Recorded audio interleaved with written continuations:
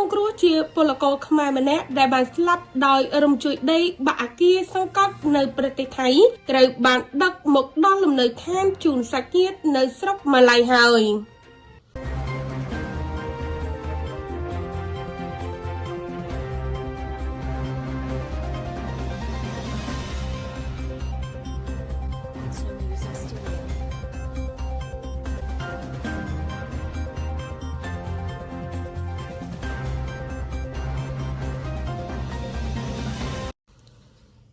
សាកសពជនរងគ្រោះជាពលករខ្មែរម្នាក់ដែលបានស្លាប់ដោយរំជួយដីបាក់អគារសង្កត់នៅប្រទេសថៃត្រូវបានរថយន្តសង្គ្រោះហើយដឹកដល់លំនៅឋានជូនសាច់ញាតិស្រុកម៉ាឡៃនៅវេលាម៉ោង 6 ល្ងាចថ្ងៃទី 31 ខែមីនា ឆ្នាំ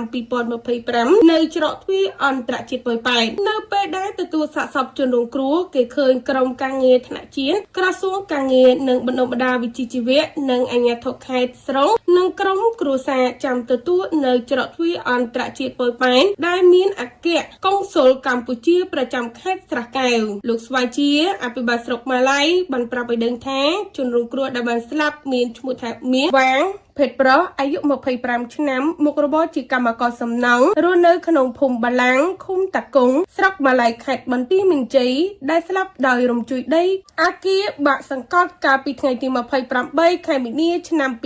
2025 នៅបាងកកប្រទេសថៃលោកក៏បានបញ្ជាក់ផងដែរថាក្រោយទទួលបានព័ត៌មានបានដឹកជនរងគ្រោះត្រូវបានស្លាប់ដោយអគារបាក់សង្កត់នៅពេលមានរំជួយដីនៅប្រទេសថៃសាច់ញាតិបានទទួលដំណឹងតាមរយៈសាច់ញាតិរួមការងារជនរងគ្រោះក៏បានស្លាប់ហើយក្រុមសង្គ្រោះបានរកឃើញស័ក្តិសមគ្រួសារជនរងគ្រោះពិតជាមានភាពតក់ស្លុតហើយអាជ្ញាធរស្រុកម៉ាឡៃបានចូលរួមរំលែកទុក្ខដល់គ្រួសារសពលោកស្វាយជាអភិបាលស្រុកម៉ាឡៃបានបញ្ជាក់ថាសាកសពជនរងគ្រោះត្រូវបានភាគីថៃតាមរយៈអគ្គកុងស៊ុលកម្ពុជាត្រូវបានបញ្ជូនសាកសពជនរងគ្រោះតាមច្រកទ្វារអន្តរជាតិប៉ោយប៉ែតតាមរយៈរថយន្តសង្គ្រោះថៃដឹកបញ្ជូនមកដល់លំនៅឋានក្រុមការងារថ្នាក់ជាតិនិងខេត្តស្រុកនិងសាច់ញាតិទទួលសាកសពនិងអរគុណចំពោះភាគីថៃដែលបានយកចិត្តទុកដាក់និងដឹកជញ្ជូនសាកសពដល់លំនៅឋានស្រុកម៉ាឡៃខេត្តបន្ទាយមានជ័យដើម្បីប្រគល់ជូនសាច់ញាតិយកទៅធ្វើបុណ្យតាមប្រពៃណី